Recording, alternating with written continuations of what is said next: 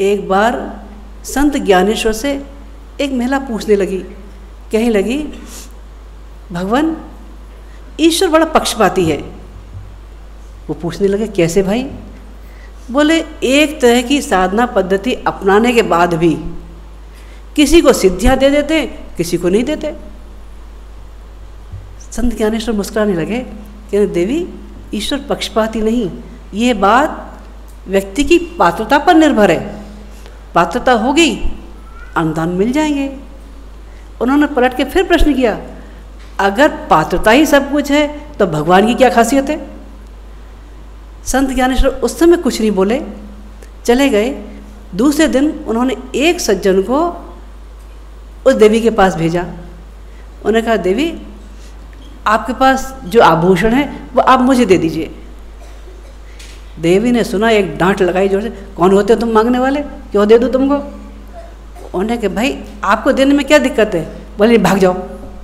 भगा दिया उनको वहाँ से। उसके थोड़ी देर बाद संत ज्ञानेश्वर स्वयं गए। उन्हें की, देवी ज़रूरत है, आप अपने आभूषण दे देंगी तो बात बन जाएगी।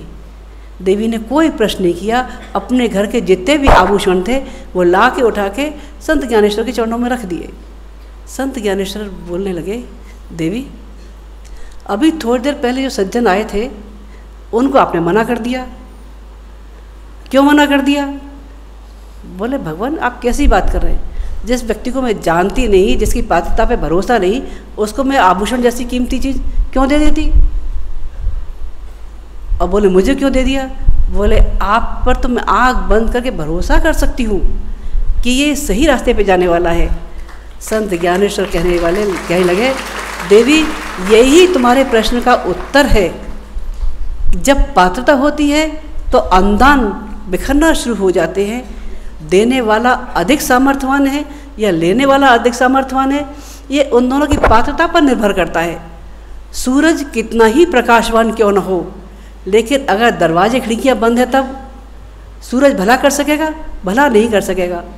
संगीत कितना ही मधुर क्यों न हो, लेकिन कान काम नहीं कर रहे हो तो संगीत भला कर सकेगा? संगीत भला नहीं कर सकेगा।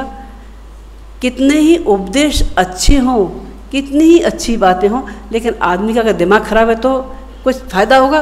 कुछ फ़ायदा नहीं होगा। इसके लिए दोनों ही पक्ष वैसे चाहिए।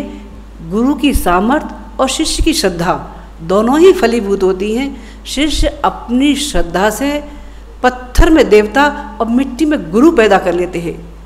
एकलव्य के गुरु द्रोणाचार्य वो सिखा सके थे एकलव्य को, जो उनका प्रिय शिष्य अर्जुन नहीं सीख सका था।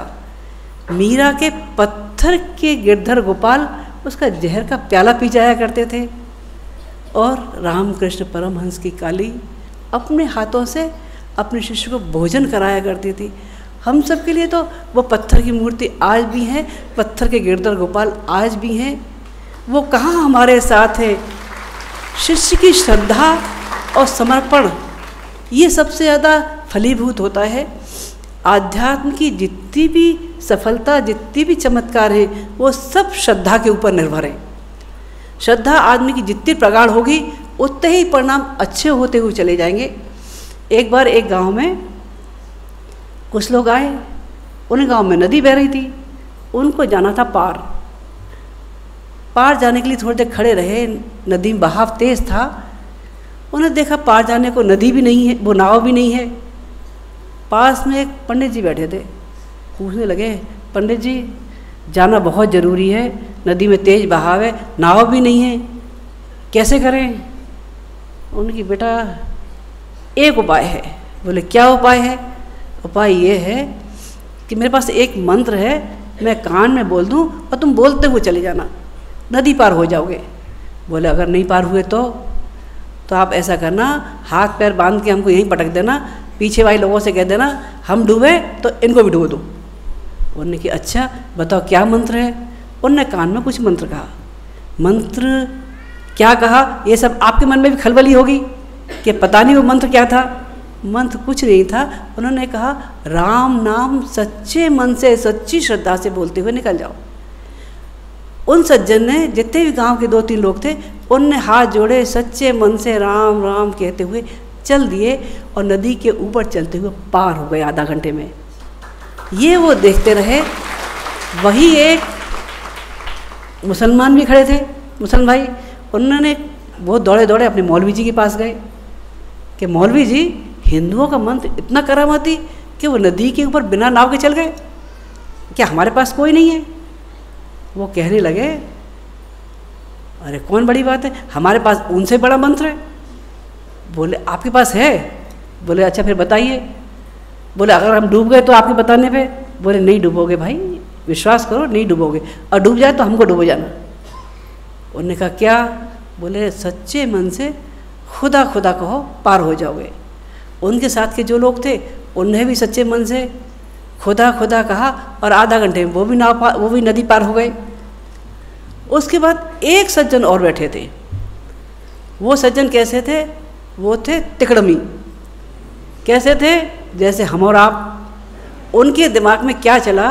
उनके दिमाग में ये चला, आधा घंटे में राम नाम बोल के नदी पार, आधा घंटे में खुदा खुदा बोल के नदी पार, और अगर इन दोनों का मिक्सचर बना दिया जाए तो राम खुदा कर दिया जाए तो तब 15 मिनट में नदी पार। बोले इन दोनों से ज़्यादा अपना भला हो जाएगा। उन्हें मिक्सचर तैयार किया, राम खुदा राम खुदा राम खुदा।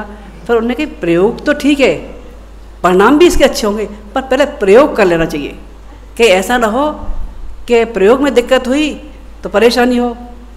तो उन्होंने बोलना शुरू किया, राम खुदा राम खुदा राम खुदा, जाके 20 धार में डूब गए। जो लोग श्रद्धा वाले नहीं होते, तिकड़म वाले होते, वो 20 मझधार में डूब जाया करते हैं। ये आध्यात्म की सबसे बड़ी चीज़ है श्रद्धा। श्रद्धा जितनी ऊंची होगी उसके परिणाम उतने ही ऊंचे होते हुए चले जाएंगे।